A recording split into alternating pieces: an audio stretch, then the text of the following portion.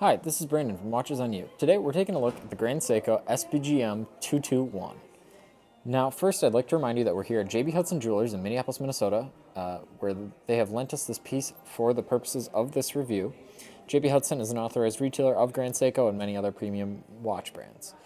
And before I start this review, I'll remind you that we'll be leaving a link in the description to JB Hudson's website as well as our channel store where we have listed our favorite watches and watch accessories for sale. So now let's jump right into this watch. So as I said, this is the Grand Seiko SBGM 221. Now, as you can see, this watch is a GMT, but this watch is fairly comparable to, I would say, the Rolex. It's sort of similar to an Explorer 2 in terms of how it would be used. It's got kind of an exploring vibe to it with that beautiful ivory dial and the overall kind of sporty case design. Now, I know Grand Seiko has models that look much closer to the Explorer 2, but I think that in terms of the purpose of the watch, this is fairly similar to that. So as you can see, again, it is a GMT. You have that little blued GMT hand, as you can see there. It's kind of unique. It's a kind of flame blued GMT hand. And one sort of qualm I have about this piece is that it does not have lume, which kind of gives it a dressy element, but also I would say makes it slightly less practical because I still think it has kind of a sporty design to it. I get it that it's supposed to be kind of a dress watch, but also I think that having lume would be really useful on this piece. And one other unique feature on the dial is that the date wheel is actually silvered in terms of its coloration. It has kind of almost a sandblasted finish look to it. It's probably to blend in a little bit better with the rest of the markers on the piece. I think that is actually a very nice thing that they chose to do. It really does kind of make it a little bit more wholesome with regard to the design. One qualm I have, although I really do like the ivory color on this piece, I think it could be even better if they made it slightly more white. I think that it's a little bit yellowish, but again, it looks great. It gives it, again, kind of a exploring kind of feel to it, especially with that alligator strap that this watch comes on.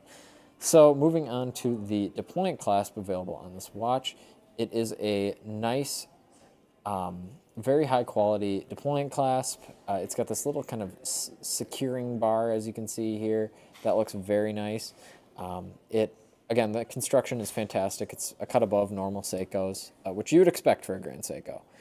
Now, getting into the kind of retail price of this watch has a retail price of exactly $4,600, and I would say that is very reasonable, especially when you consider the finishing on the movement, which I'll show you now.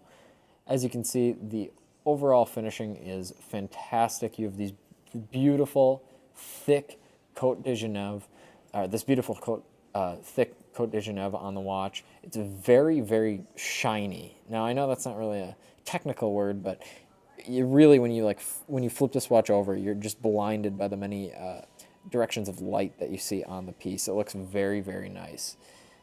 And Grand Seiko, I would say, is in this price point, I would say Nomos probably, in my opinion, has better finishing because they tend to employ more perlage. I know I'm going to get just terrible comments about that, but personally, I prefer their finishing. I know Grand Seiko uses probably much more technology in how they finish their watches and modern techniques, but I still prefer Nomos's finishing, frankly, in this price point. Now, moving into the wrist shot on this watch. So this watch has a 39.5 millimeter diameter, which is absolutely perfect. I'd say it wears more like a 41, to be honest, but that's mostly due to the thickness on the piece. It is a rather thick watch. I believe it's 13.7 millimeters thick.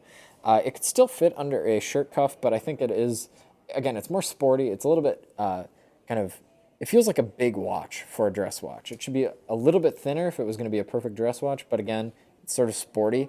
So I think the thickness is forgiven. Now, if you like this video, please remember to like, subscribe, and share, and also remember to hit the notification bell if you do subscribe so that you are up to date on our latest releases. We'll be updating videos a little bit more regularly coming up here. We're trying to really kind of boost the ratings, and that definitely helps in the algorithm. So thank you for watching this video, and remember, we're at JB Hudson Jewelers in Minneapolis, Minnesota. Thanks.